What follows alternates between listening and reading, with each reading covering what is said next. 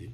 Donc, bonjour, voilà, je m'appelle Didier Boisselier et je travaille à l'IREPA Laser à Strasbourg, Strasbourg-le-Kirch, dans le sud de Strasbourg. Alors, au niveau de mon parcours professionnel, j'ai un diplôme d'ingénieur d'une école de Strasbourg dans une option mécanique. Et j'ai démarré une thèse il y a fort longtemps, dans les années 80, sur le laser et les technologies laser, dans le but de mettre en œuvre en fait, le laser pour faire du soudage de matériaux métalliques. Et j'ai démarré en fait, ces travaux avec l'IREPA qui existait déjà à l'époque. Et donc, au sortir de ce temps de thèse, j'ai été embauché directement par l'IREPA Laser pour continuer à développer cette partie de soudage métallique, fonction que j'ai occupée pendant de nombreuses années chez IREPA Laser. Et voilà, je suis resté chez IREPA Laser car les activités m'ont toujours intéressé. Et donc, je suis passé par différents stades, différentes fonctions. Donc, après le soudage, je me suis occupé également de toute la partie technique de l'IREPA Laser, de la R&D, etc. Et aujourd'hui, je m'occupe exclusivement de la partie fabrication additive au sein d'IREPA Laser, en étant en charge, en fait, d'assurer l'expertise de la fabrication additive et le développement de cette activité. Voilà. Peut-être quelques mots aussi sur l'IREPA Laser. L'IREPA Laser, on était une association jusqu'à décembre l'année dernière, avec un statut de CRT, Centre de ressources technologiques. Et en fait, on a évolué au mois de décembre l'année dernière pour devenir une société à part entière, avec un statut de SIC, donc SCIC, qui signifie Société coopérative d'intérêt collectif. Donc en fait, on est une société coopérative avec au capital les salariés et des industriels extérieurs qui sont donc rentrés dans le capital, ce qui permet en fait à notre société d'avoir davantage de moyens pour poursuivre des activités de R&D, recruter du personnel, etc. Et donc continuer à assurer notre mission. L'IREPA Laser est donc une SCIC et notre mission est de développer les procédés laser industriels. Et donc ça c'est la mission qu'on suit depuis l'origine de l'IREPA Laser, donc depuis plus de 30 ans. Et donc développer les procédés laser industriels, notamment dans le traitement des matériaux par faisceau laser. Alors qu'est-ce que ça veut dire ? Ça veut dire qu'on est équipé, on est des utilisateurs de machines laser, et on va utiliser nos machines pour, autrefois pour découper, faire de la découpe. Ça, pendant de nombreuses années, on a fait beaucoup de découpe, et beaucoup de formations d'ailleurs autour de la découpe. Ensuite, on a fait beaucoup de soudage, ça c'est la partie que j'ai pu développer au sein d'IREPA Laser. On a fait également du rechargement laser, on a fait du traitement de surface par laser, du décapage laser par exemple, enfin, un peu tout ce qu'on peut faire avec des lasers industriels. Et aujourd'hui, les activités d'IREPA Laser sont essentiellement orientées on va dire, sur trois axes.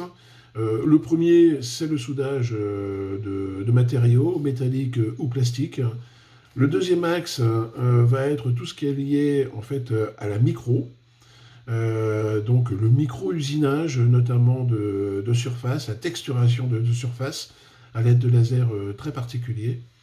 Et le troisième axe, c'est un peu la partie dont je m'occupe, qui concerne la fabrication additive, métallique essentiellement, et donc une partie qu'on développe depuis maintenant une bonne quinzaine d'années. Et en dehors de ces activités en fait de développement de procédés, de R&D, et également, on a également une activité de formation à destination d'un public industriel. Et on forme, bon an mal an, à peu près 600 personnes industrielles par an, avec des stages inter ou intra-entreprises. Voilà. Alors, J'ai parlé des activités de développement qu'on mène au sein d'IREPA Laser. Donc, en fait, dans ces activités de développement, on peut aller jusqu'à l'industrialisation des procédés laser industriels chez nos clients industriels. On va faire également beaucoup de R&D, développer des nouveaux procédés, notamment faire du ressourcement pour nous, c'est-à-dire développer des nouvelles idées permettant d'obtenir de nouvelles performances pour des matériaux ou pour des pièces, hein, des pièces industrielles qu'on aurait pu, enfin sur des problèmes qu'on aurait pu nous soumettre. Voilà, et donc pour terminer la présentation d'IREPA Laser, aujourd'hui IREPA Laser représente à peu près une équipe de 45 ou un peu plus de 45 personnes. Notre procédé va donc fonctionner par un ajout successif de couches de poudre fondue par laser. Et évidemment, peut-être moins précis que les procédés de fusion sur lit de poudre, ne permet pas de faire des pièces aussi complexes, mais par contre, il a d'autres avantages qui sont vraiment propres à cette technologie. Le premier avantage, c'est qu'en fait, il ne va pas être limité par la taille de la pièce. Autant en fusion sur lit de poudre, on est limité par la taille du réservoir de poudre, quelque part, enfin de la chambre dans laquelle on va travailler. Nous, on n'utilise que la matière que l'on dépose.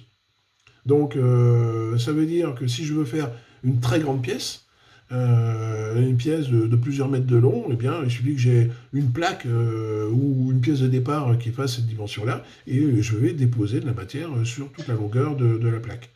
Et finalement, je ne déposerai de la matière que là où j'en ai vraiment besoin. Donc ça, c'est quand même un des gros avantages, c'est qu'on n'est pas limité par la dimension de la pièce. Alors évidemment, il faudra faire attention aux contraintes thermomécaniques générées pendant la construction, puisqu'on est sur un procédé thermique, mais ceci, ça fait partie des choses qu'on est capable de maîtriser, au moins dans une certaine mesure. Et on sera capable éventuellement d'aller rajouter quelque chose de particulier, une petite une fonction, par exemple, un bossage, une nervure, on va pouvoir rapporter ça sur une pièce déjà existante. Et ça, c'est un gros avantage par rapport aux autres procédés de fusion sur lit de poudre. La possibilité en fait de faire des ajouts de fonctions, voire de la réparation très localisée.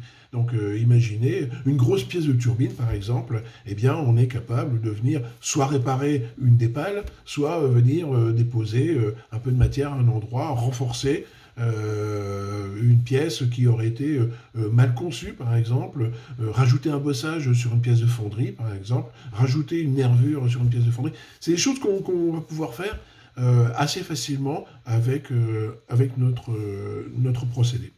Ensuite, un autre avantage également lié à l'utilisation de notre procédé, c'est le fait qu'on travaille avec de la poudre et qu'on injecte de la poudre dans un faisceau laser et cette poudre se dépose ensuite fondue. Du coup, on est capable d'injecter plusieurs poudres en même temps. Et donc, on est capable de faire varier la composition des poudres qu'on injecte et de façon continuelle. Ça veut dire qu'avec ce type de procédé, on est capable de fabriquer une pièce en partant d'un matériau A pour terminer sur un matériau B. Et couche après couche, on va faire varier le rapport entre le matériau A et le matériau B. Et donc on va partir avec 100% de matériau A et 0% de matériau B. Et au fur et à mesure des couches, eh bien, on va mettre de plus en plus de matériau B et retirer le matériau A pour terminer avec 100% de matériau B et 0% de matériau A. Et donc avoir un gradient de matière, un gradient de composition et voire un gradient de propriété également au sein d'une même pièce. Alors évidemment, c'est simple sur le papier, c'est un peu plus compliqué à mettre en œuvre pour essentiellement des soucis ou des contraintes physiques, métallurgiques. On ne peut pas mélanger n'importe quel matériau avec n'importe quel matériau, mais il y a des cas d'application qui sont très intéressants, où par exemple on a développé des alliages titane-molybdène, on part 100% titane et on termine avec 60% de molybdène par exemple. Et donc on va pouvoir sur une même pièce allier à la fois les caractéristiques, les propriétés apportées par du molybdène, par exemple la résistance à la température, et de l'autre côté de la pièce, avoir les caractéristiques propres au titane, à savoir la légèreté et la résistance mécanique. Voilà, on va dire, un petit peu les gros avantages de cette technologie. Donc le fait qu'on peut rajouter, on va travailler sur des pièces déjà existantes, qu'on n'est pas limité par les dimensions et qu'on peut travailler, développer des nouveaux matériaux et finalement mettre les bons matériaux au bon endroit sur une pièce. Ce qui exige évidemment peut-être une reconception des pièces, au moins une maîtrise de la conception des différentes pièces. Notre procédé CLAD, alors le mot CLAD signifie construction laser additive directe. Notre procédé CLAD, en fait, utilise une buse, notre buse brevetée, dans laquelle on injecte de la poudre métallique, et cette poudre métallique va sortir de la buse suivant un cône, et cette poudre va se rejoindre à quelques millimètres de la sortie de la buse, va se rejoindre pour former un petit cylindre de matière, en fait, de poudre dans l'air. Et en fait, on tire dans cette poudre avec le faisceau laser qui est au centre de la buse, focalisé. Et donc le faisceau va fondre cette poudre, et cette poudre fondue va se déposer sur le substrat, sur la pièce, sur les précédentes couches, et ce qui va nous permettre de fabriquer la pièce par une succession de couches de matière de poudre fondue. Voilà.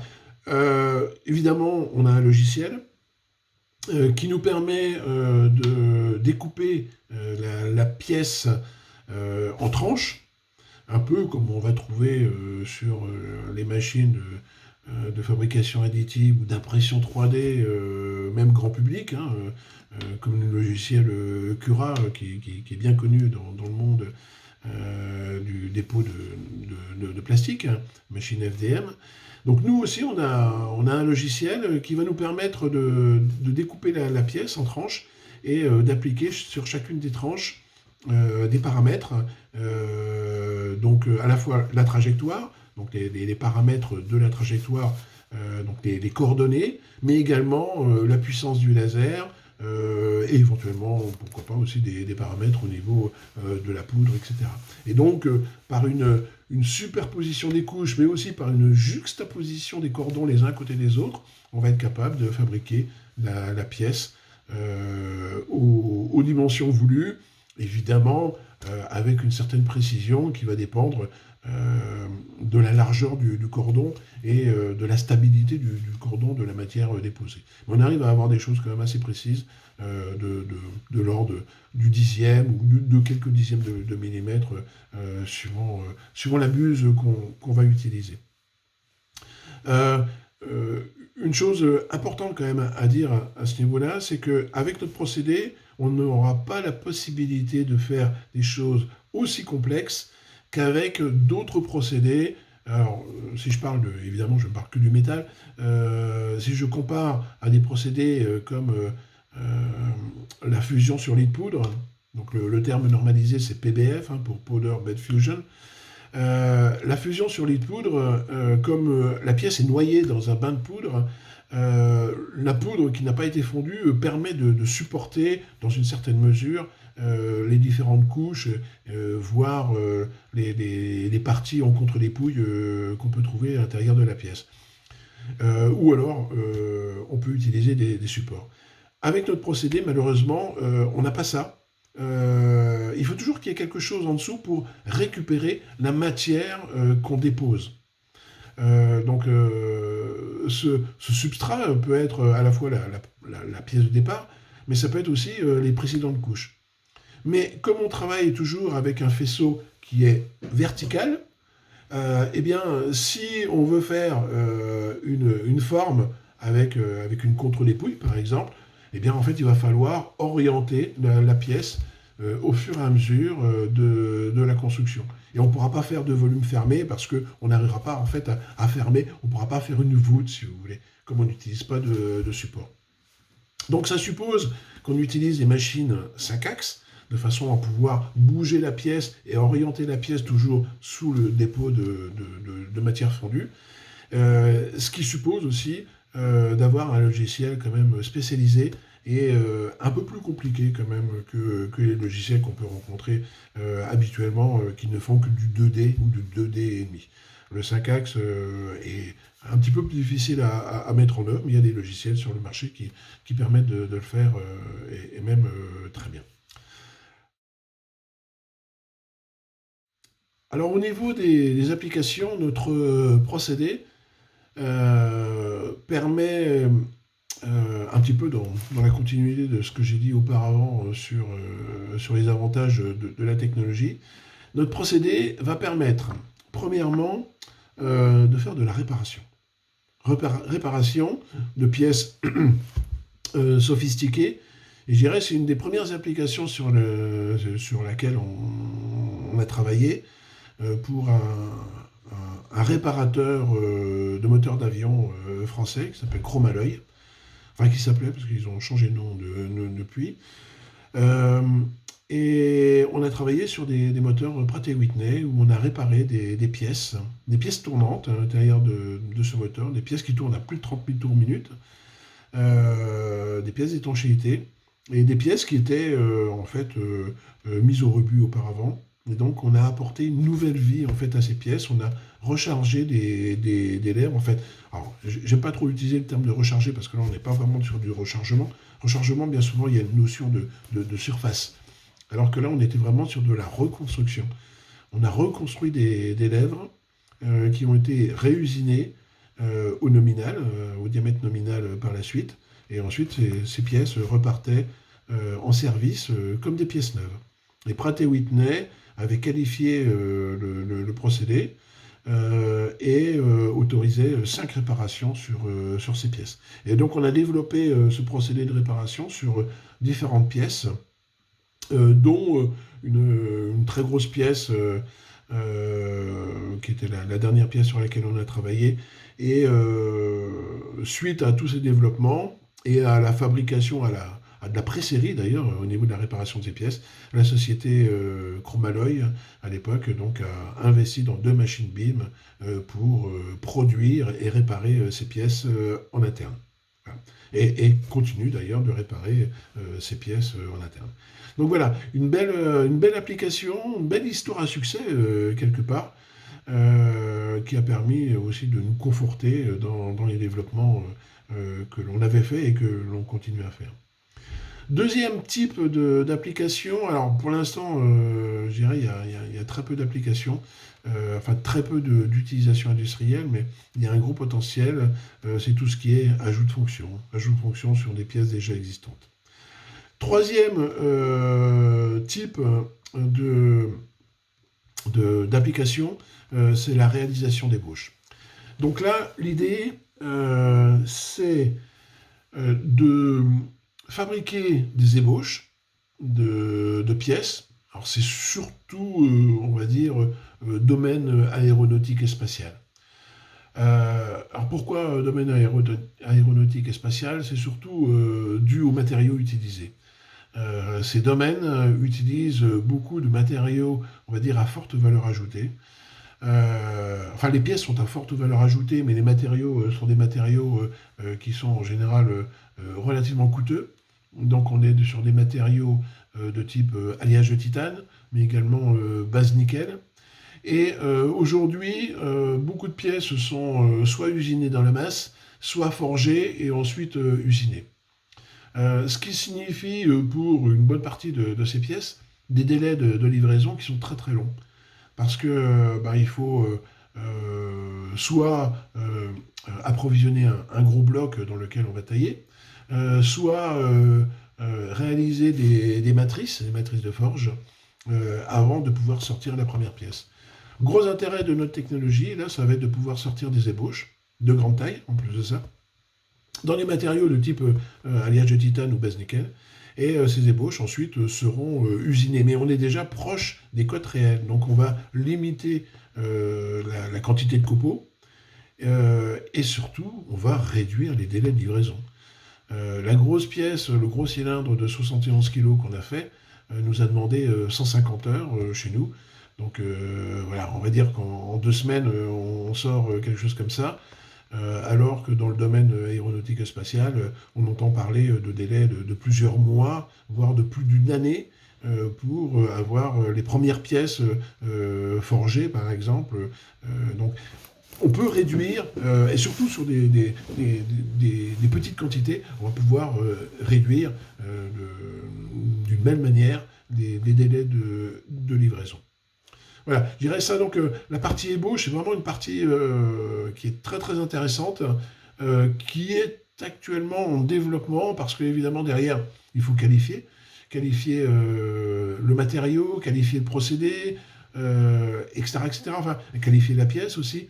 Donc, ce sont des processus, les processus de qualification sont des processus qui sont très très longs à mettre en œuvre, et c'est la raison pour laquelle il y a beaucoup de choses qui se font actuellement, alors que ce soit avec notre procédé ou avec d'autres procédés de fabrication additive, mais avec notre procédé également, des pièces qui rentreront donc en production, on l'espère, dans les années qui viennent, notamment des pièces qui ont été montrées sur les salons, notamment sur le stand de BIM, et des pièces d'une société allemande qui sont très très intéressantes, qui démontrent bien finalement l'intérêt de la technologie pour ces ébauches de pièces.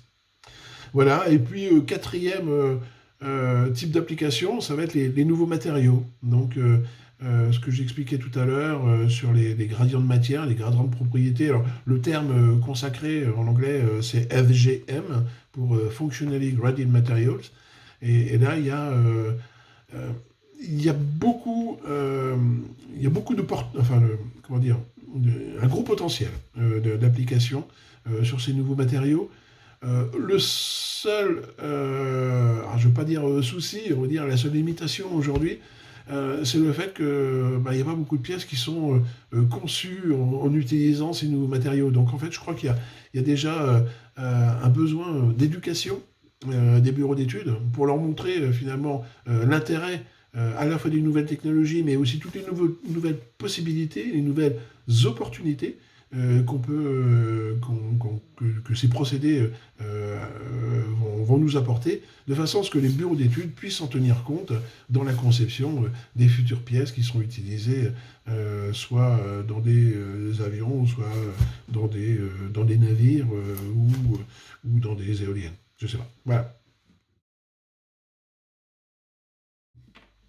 Les technologies de fabrication additive sont aujourd'hui en train de se démocratiser. On en entend beaucoup parler et à l'heure actuelle du confinement pour le Covid-19, on entend beaucoup d'actions, beaucoup de gens qui utilisent la fabrication additive pour créer des masques, des visières, etc., en utilisant finalement tout potentiel de la fabrication additive ou de l'impression 3D, parce que bien souvent, ça se passe aussi au niveau du grand public. En fait, la fabrication additive ou l'impression 3D a été qualifiée il y a quelques années par certains par une nouvelle révolution industrielle. Alors, je ne sais pas si c'est réellement une nouvelle révolution industrielle au même titre que la vapeur, l'électricité et autres, mais par contre, c'est vrai que, et surtout avec le recul maintenant, on s'aperçoit que la fabrication additive bouscule un petit peu un ordre qui était bien établi au niveau de la fabrication industrielle. Ça bouscule un petit peu les habitudes. Et ça offre en fait de nouvelles opportunités au niveau industriel dans le sens où finalement ça donne beaucoup plus de liberté dans la création, dans la créativité de nouvelles pièces. C'est vraiment un point qui est très intéressant et que les gens commencent finalement à mettre en œuvre, à condition évidemment que les gens soient formés. Donc je pense que une des premières recommandations qu'on pourrait faire au niveau de la fabrication additive et de l'impression 3D, c'est justement euh, connaître les opportunités offertes par ces nouvelles technologies, mais savoir également les maîtriser. Et pour les maîtriser, je pense qu'une formation ou un accompagnement est vraiment essentiel. Pour éviter de faire des erreurs, comme beaucoup l'ont fait. Bon, on voit par exemple, on entend beaucoup parler en fait de la courbe de hype, et on voit qu'aujourd'hui on est dans une situation où finalement il y a un peu de désillusion par rapport aux possibilités offertes par la fabrication additive, mais surtout dû en fait à une mauvaise mise en œuvre de cette fabrication additive.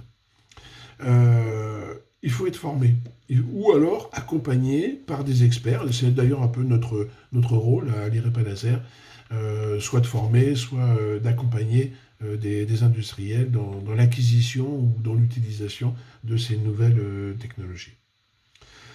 Euh, euh, une, euh, une recommandation importante également à faire, et qui suit finalement un petit peu ce que j'ai présenté auparavant, c'est le fait qu'il faut éviter à tout prix d'essayer de faire des choses qu'on sait faire par des moyens traditionnels et de façon complètement maîtrisée.